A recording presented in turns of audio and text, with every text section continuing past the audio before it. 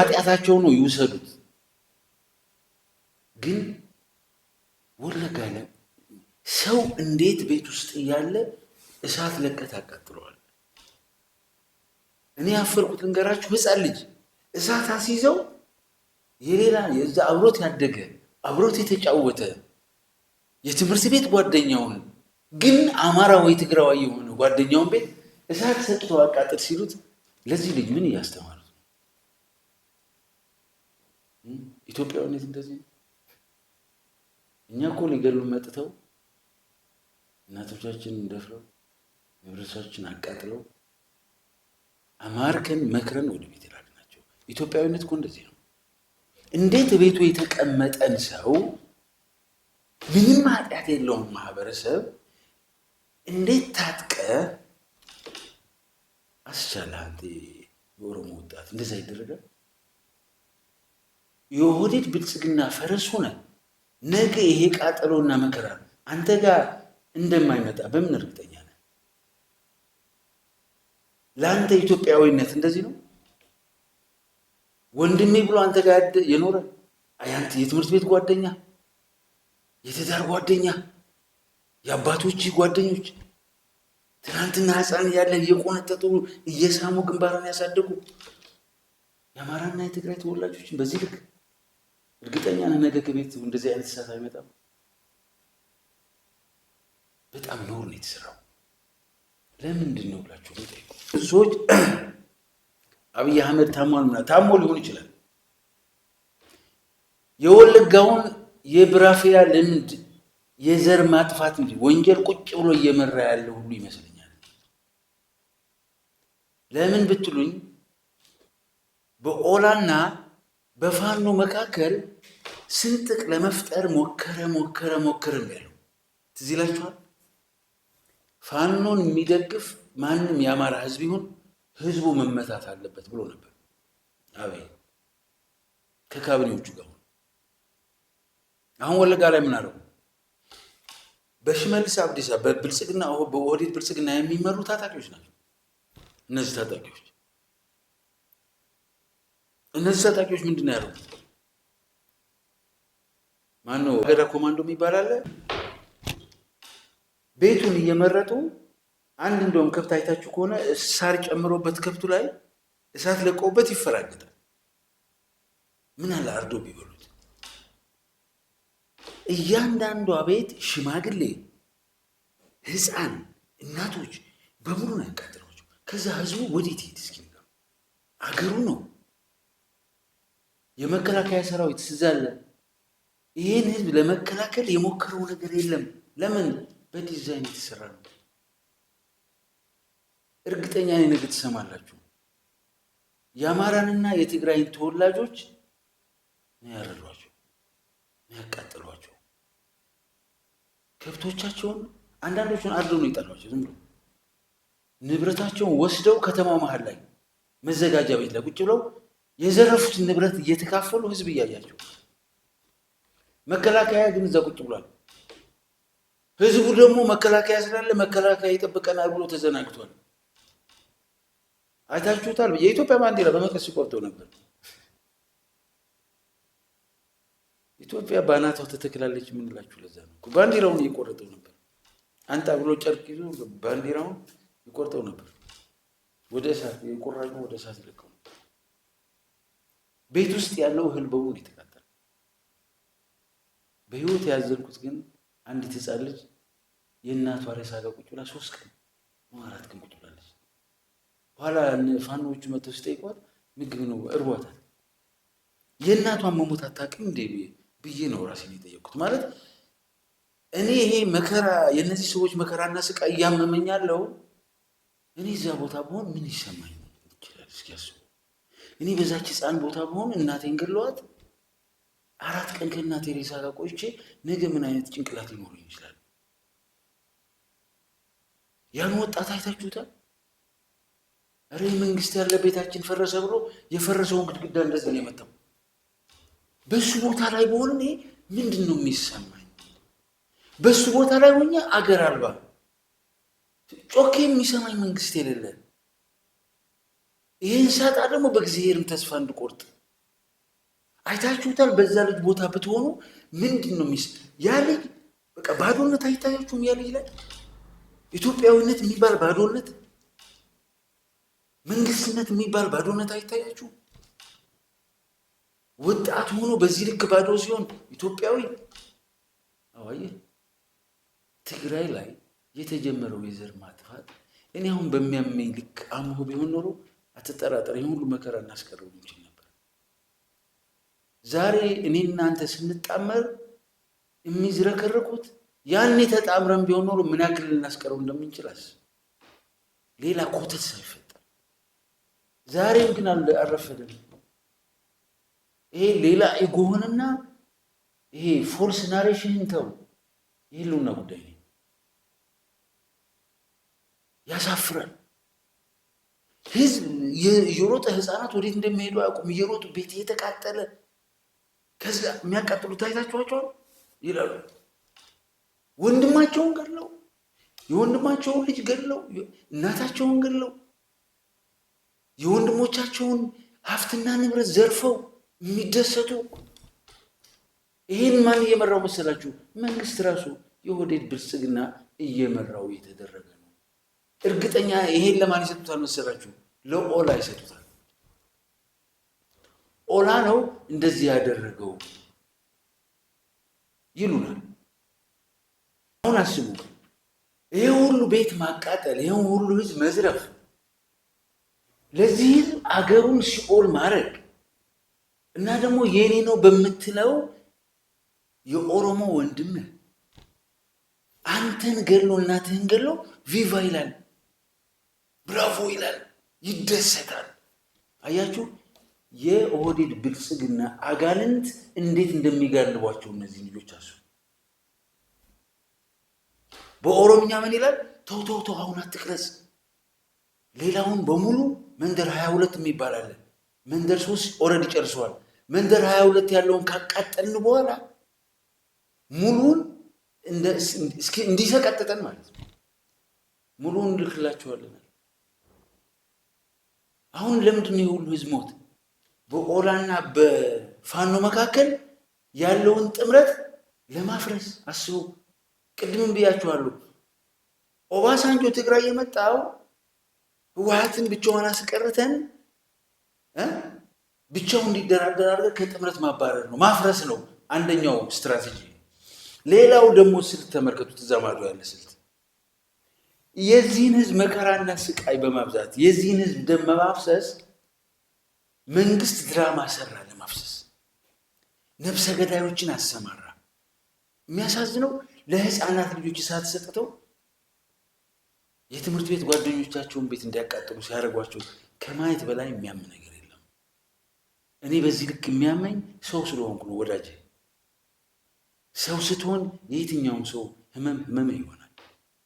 ሰው ካልሆንክ ግን አንተ ጋር ካልደረሰ ስለሌላው ጉዳይ አይደለም። እንስሳ ስትሆን ስትወርድ ከሰው በታች ስትሆን እንደነ ባጫ ከሲኦል የወጡ ናቸው ወደ ሲኦል ይመለሱ ነው የምትለው ሰው መሆን ስታል። ባጫን ማርከው በህይወት እንዲኖሩ ያደረጉትን ሰዎች ነው እንደዛ የሚለው። ምክንያቱም ባጫ ሰው አይደለም፣ ባጫ ዝንጀሮ ነው፣ ማሰብ የማይችል ለዛ ነው እንደዛ የሚለው። የነዚህ ወለጋ ላይ ያለ ጭፍጨፋ ሰው ከወንቅ እኔ ትናንት እኔ ሲጨፈጨፍ ቤተሰቦቼ ሲጨፈጨፉ እንደ ትግራይ ህዝብ ስጠፋ ስላልጮኩ ብዬ ሰውነቴን አልጥልም፣ ሰው መሆኔን አልተውም። አትጠራጠር፣ ነገ እያንዳንዱ የቤት ይመጣላል። ይህ ሁሉ ድራማ ግን ኦላና ፋኖን ለማለያየት ከጽምዶ ለማውጣት እኔ እጠረጥራለሁ። ምን እንደምጠረጥር እንገራችሁ። በባቲ በከሚሴ በሀርቡ አካባቢ የነሱ ፋኖ የሆነን አስገብተው ኦሮምኛ ተናጋሪውን አሁን ቤቱን ያቃጥሉና እንደገና ፋኖን ያቃጠለው የኦሮምቤን ቤት ይሏል ነገር።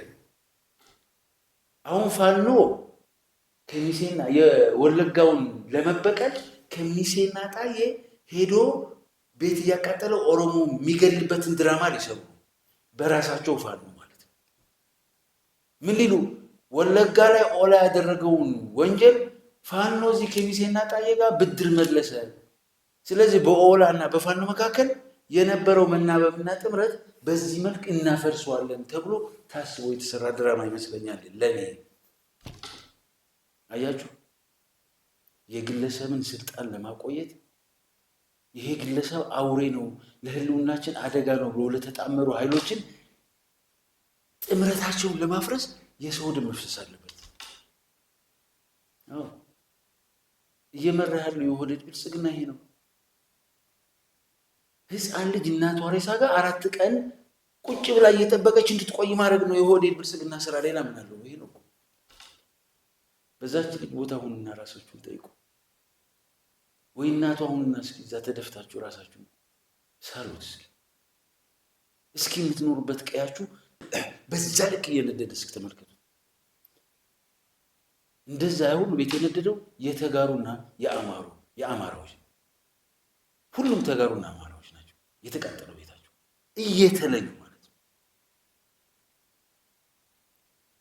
እኔ ነገር ያለው ይሄ ጥምረት የህልውና ጥምረት ነው። ይሄ ጥምረት አላኖር አጠፋለሁ የሚልህን ኃይል የማጥፋት ጥምረት ነው።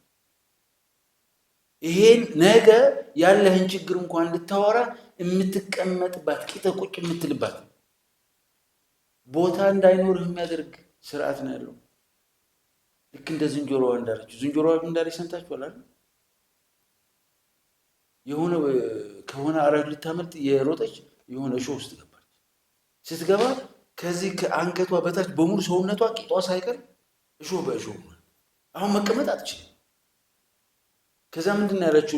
የሚያልፍ ሰው አይታ ኧረ እባክህ ትንሽ እሾህ እስኪ ንቅል አድርግልኝ አግዘኝ አለችው። አላፊ ነው መንገደኛ። ያንቺ ስራ አይደለሽ አላት። ምን ብትለው ጥሩ ነው? እሷ ግድ የለውም ሌላውን ነገር ተውና እዚህ ቂጤ አካባቢ ያለውን እሾህ እንኳን ንቀልልኝ፣ አትሊስት ቁጭ ብዬ ሌላውን እነቅለዋለሁ። አትሊስት ቁጭ ብለህ ችግርህን ከየትኛውም ህዝብ ጋር ልታወራ ከሆነ መቀመጫ ቁጭ የምትልበት ሀገር ሊኖር ይገባል። ቁጭ የምትልበት አገር ያሳጣ ይሄው ወለጋ እያየሁ ነው። ኢትዮጵያ መጨረሻዋ የወለጋ ቅርጽ ነው። አትጠራጠር። ራስህ እንዳትሸውድ እነግርሃለሁ። ወለጋ ያያት እሳት እያንዳንዷ ቤት ትገባለች፣ ኦሮሞ ውስጥ ትገባለች። ዛሬ አማራ ነው ትግራዋይ ነው የተቃጠለው ብለህ እስክሳ የምትወርድ ቀውስ ካለ አትጠራጠር። ቤትህን ሲያቃጥሉት ከቀውስነት ትነቃለህ ያኔ። አሁን ግን የአንተ ቤትም ሳይቃጠል ይሄ አውሬ ቤትህን እያቃጠለ ያለው የእሱን ህልውና ሊያጠፉ የተጣመሩ ኃይሎችን ለመለየት ድራማ እየሰራ ነው። የሚያሳፍረው የሰው ህይወት ለግለሰብ ስልጣን ድራማ መስሪያ ሆኖ እያገለገለ ስታይ በ21ኛው ክፍለ ዘመን ሰው እንዴት ባርባሪክ ይሆናል? ይሄ ወለጋ ያየነው እኮ የሰው ልጅ ሳይሰለጥን ባርባሪክ ዘመን ውስጥ ያለ ሰውን አቃጥለህ ቤት ውስጥ እያለ ቀሳውስትን ገለህ አይታችሁታል። ጺሙ እንደዚህ አድርገው እየጎተቱ ራቁቱን አወጥተው ቀጥቅጠው መጨረሻ ገለው ትሄዱት የቤተክርስቲያን የደብረ አለቃ 3 ቤተክርስቲያኖች የተቃጠሉት እምነትህን ጋር ነው የመጡልህ። ይሄ አርማጌዶን ነው። በመላእክ አስተሳሰብና በጅኒ አስተሳሰብ ያለ ጦርነት ነው። ስለዚህ የኦባሳንጆና የወለጋዋ እንዴት እንዳገናኙ ሁላችሁ ተመልከቱ። እዚህ ህወሓትም በሌላ መካኒዝም ነጥሎ ከጽምዶ ማውጣት ነው። እዛ ደግሞ የሰውን ልጅ ህይወት በማቃጠል እኛ ጋር በድሮን በመምታት ባለፈው በድሮን የተመታው እዚህ ዳዕሮ አካባቢ መቀሌ መኖሪያ ቤት ነው፣ መምህራን መኖሪያ ቤት ነው። 13 በቤታቸው ላይ አርፎ ተቀምጠው የነበሩ ንጹሃን ዜጎች ናቸው አይደር ሆስፒታል የገቡት። አስቡ፣ እንደዚህ አይነት ድራማ እየሰራ ይሄን ስርዓት ለማፍረስ የተጣመሩትን እንዴት አድርጌ ልበትን ብሎ ሲያስብ የሰው ህይወት ግብር፣ የሰው ልጅ ህይወቱ የማይተካ ህይወቱን መጫወቻ በማድረግ ድራማ እየሰሩ ነው። አትጠራጠር፣ ነገ እልሃለሁ ከሚሴ አጣዬና ሀርቦ አካባቢ የራሳቸው ፋኖ አማርኛ የሚናገር የኦሮሞ ተናጋሪዎችን ቤት እያቃጠለ ያሳዩሃል። ምክንያቱም ፋኖና ኦላ ሊጣሉ ከሆነ እንደዚህ ነው መደረግ ያለበት።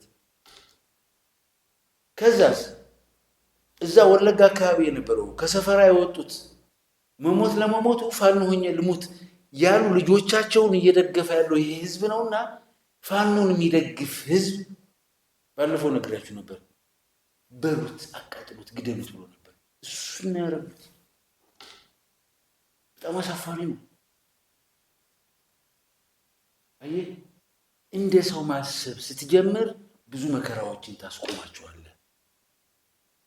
እኔ ጋር ካልደረሰ ምን አገባኝ ካልክ ግን ይመጣልሃል፣ ችግር የለውም። እኔ ጋር የሆነው ነገር እኔ ጋር አንተ ጋር ይሆናል። እኔ ጋር ሲሆን ነውር ነው ማለት አለብህ። ምክንያቱም አንተ ጋር እንዳይሆን ነገር እኔ ጋር እንኳን የሆነ ከሆነ አግዘኝ፣ አትሊስት እኔ ጋር የሆነውን ነገር ባጭሩ ካሳጠርከው አንተ ጋር ሙሉ በሙሉ አይመጣም። እኔ ስቃጠል ቆመህ ካየህ ግን አትጠራጠር፣ እኔ ቆሜ እንደተቃጠልኩ ቆመህ ትቃጠላለህ አንተም። ስለዚህ ድራማ ነው እየተሰራ ያለው። ሰውየው ሲቹዌሽን ሩም ውስጥ ሆኖ ይሄን ድራማ እየሰሩት ነው። የኦህዴድ ብልጽግና የጅኒዎች ፈረስ የሆኑ እነ አባዱላ ገመዳ፣ እነ ሽመልስ አብዲሳ፣ እነ ግርማ ብሩ፣ እነ ጀዋር መሐመድ የወለቀው እሱ ከተናገረ በኋላ ነው እንደዚህ ሆነ። እንደዚህ ያልክ ይቀጠላል። ሀገር መስራት ይቻላል። አንተ ስታቃጥል ሌላው ቆሞ ይቃጠላል። ሌላ እሳት ይዞ አይመጣም። እነሱ ጉዳያቸው አይደለም። አንተ እዚህ ማቃጠል ውስጥ የተሳተፍክ ወንድምህን አቃጥለህ እንደዚህ ስትል የገልጡ ስራ የሰራህ ጀግና የመሰለህ ግን ብታቆመው ነው የሚሻለው። አትጠራጠር፣ ይሄ እሳት አንተ ጋር ይመጣል። ምንም የሆነ ቦታ ላይ የሚቆም እሳት ያለ እንዳይመስል። ዛሬ አንተ ተመችቶ እድል አግኝተህ አድርገኸዋል። አትጠራጠር፣ ነገ ሌላ ቀን ነው። ያ ቀን ሲመጣ ግን አትጠራጠር። ይሄ ከዚህ ገልጡ ስራ አሁን መቆም ካልቻልክ አትጠራጠር፣ ነገ አይደለም። ስለዚህ የወለጋው ድራማ ነው ልላችሁ ፈልጌ ነው። የአፍሪካ ህብረት በኦባሳንጆ በኩል ትግራይ ላይ ስራ ይሰራል። ድሮኖቹ ሰውን በመግደል ድራማ ይሰራሉ። ወለጋ ላይ ደግሞ ሰውን በአካል ሄደው የሚገሉ የፕሪሚቲቭ አይነት አስተሳሰብ ያላቸውን ሰዎች ደግሞ አይተናል። ሰውን ጠብሶ ቤት ውስጥ ልክ ነው ብሎ በቃ የአሸናፊነት መንፈስ እንደዚህ ብለ ኢትዮጵያ ውስጥ መኖር አይቻልም። ኢትዮጵያ በቃ ኦልሬዲ እየፈረሰች ነው። የመጨረሻው ዕጣ ፈንታችን ልባሞችና አስተዋዮች ካልሆን ወለጋ ላይ ያያት እያንዳንድ ቤትን ስታቃጥል ቆሜ ዝም አለ። ምን ይማቃጥላል? ይሄን እያሰብክ ዛሬ እየሰራው ያለው ነውረኛ ተግባር አቁመው፣ ምንም አይጠቅምም። ስለዚህ ይሄ ሌላው የድራማው አካል ሌላ የድራማ አካል ማየት እንችላለን። አሁን ምንድነው ያደረገው? እዛ ወለጋ ላይ የኦባሳንጆን ሰይጣናዊ የሆነ ተሞክሮ ወስዶ በኦላና በፋኖ መካከል ያለውን ዝምድና ለማፍረስ ነው የሞከረው። ይህንን የኦህዴድ ብልጽግና ፊት አውራሪ በአማራ ተወላጅ ላይ የተፈጸመው የዘር ማጽዳት ወንጀል አሁን ለኦላ ይሰጡታል ብያችኋለሁ። ከዛ ለፋኖ ደግሞ ሌላ ድራማ ይሰሩለታል።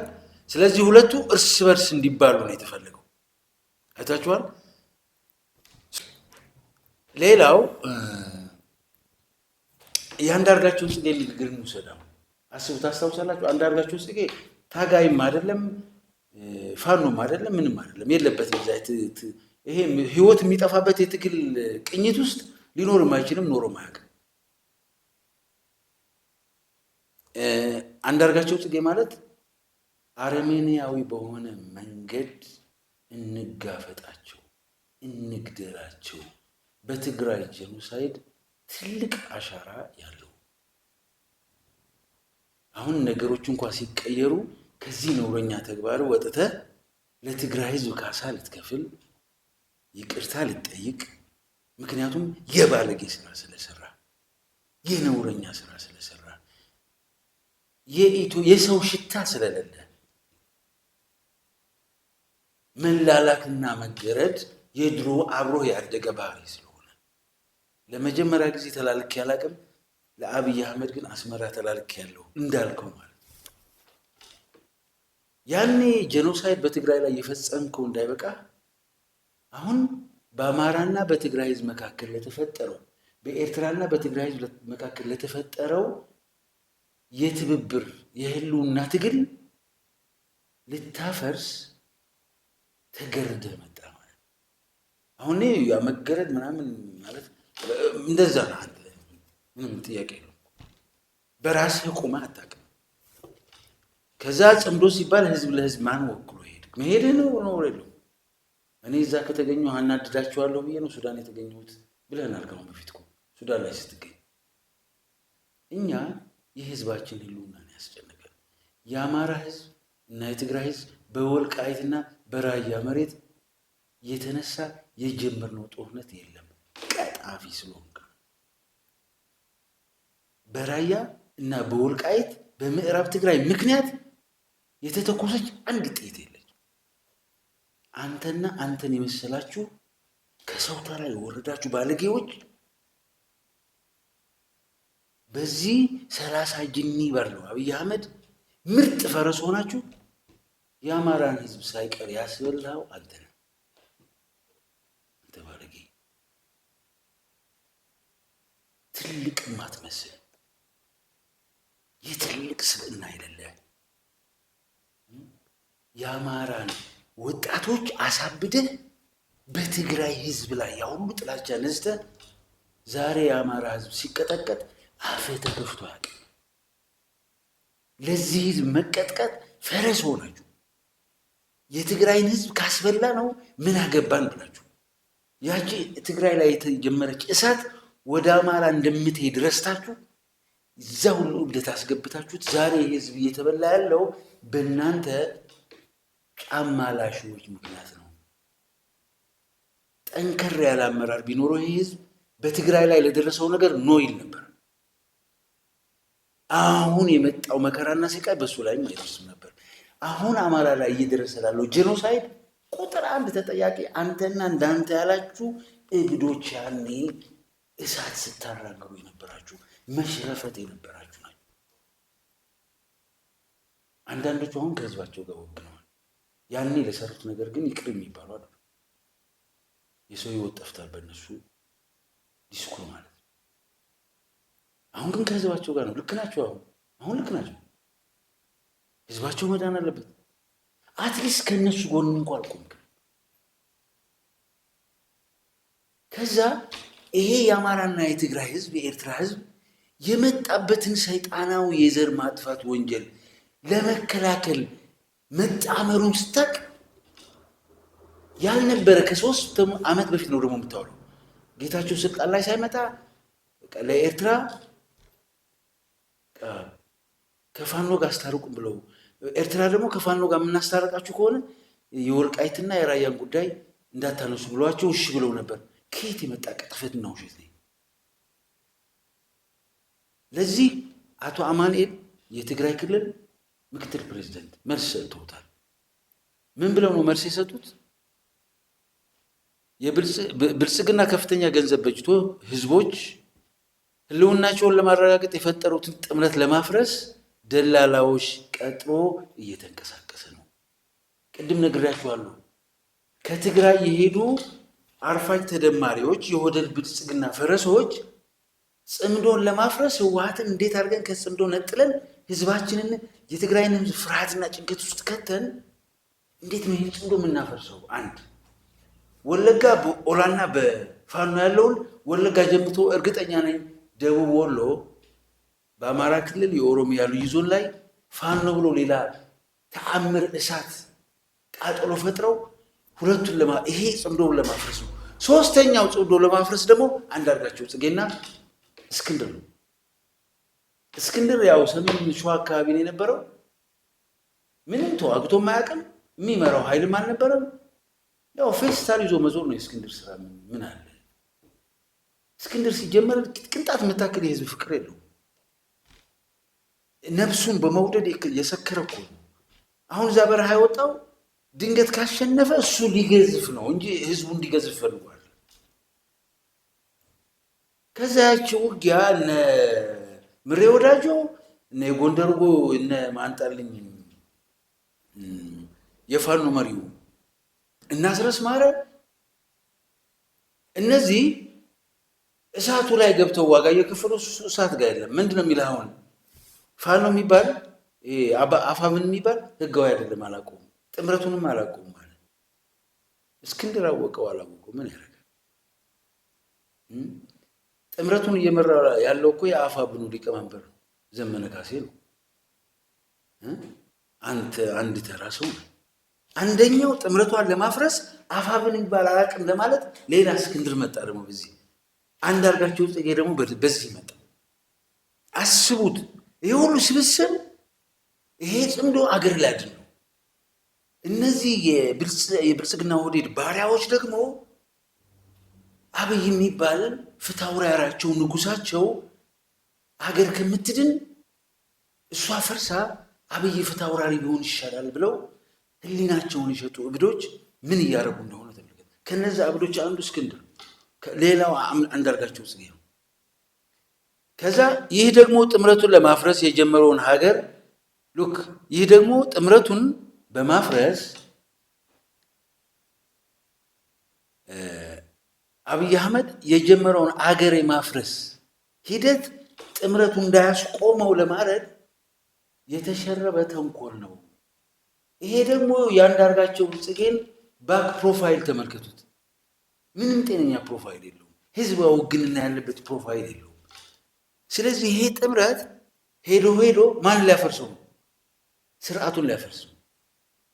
አስቡ፣ ትናንትና አብደህ የአማራን ህዝብ ዚሁ ጣጣ ከተኸው ዛሬ የትግራይ ህዝብ የደረሰበትን መከራና ስቃይ ቆርጥሞ ውጦ ከአማራ ህዝቡ ጋር ጥምረት ፈጥሮ ከኤርትራ ህዝብ ጋር ጥምረት ፈጥሮ አቢሲኒያውያን መጥፋት አለባቸው እያለ የወደድ ብልጽግና እንዴት አንተ እኛን ልታፈርስ በዚህ ልክ ተለክተህ ትመጣለህ? ከዛ ደግሞ ውሸት። የኤርትራ መንግስትም መግለጫ ሰጥቷል። ሴንተር ፎር ሪሰርች ኤንድ ዶክሜንቴሽን በሚለው መግለጫ ሰጥቷል። እሱ የኤርትራ መንግስት ነው በፖለቲካዊ አቋሙ ጉዳይ ለማንም ግለሰብ መረጃ ሰጥቶ አያውቅም። አሁን መረጃ ተሰጥቶናል እያሉ እየተናገሩ ያሉ ሰዎች እርግጠኛ ነኝ በሽተኞች መሆን አለባቸው፣ እብዶች መሆን አለባቸው፣ ጤነኞች አይደሉም ብሎ ሰጥቷል። ስለዚህ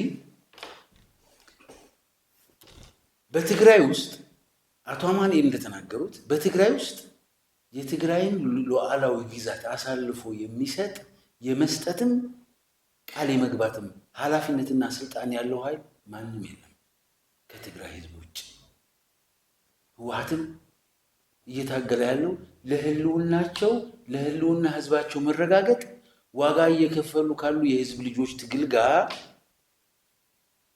በሚያግባባና ጥርት ባለ መሰረታዊ ጉዳይ ላይ ተስማምቶ እየታገለ ነው ያለው። ከዛ ውጭ ይሄ ትግል አንዱ ሌላውን ጠርቶ ቃል የሚገባበት የሚሸማግልበት አይደለም። እያንዳንዳችን ለህልውናችን ስንል ነው የተጣመርነው።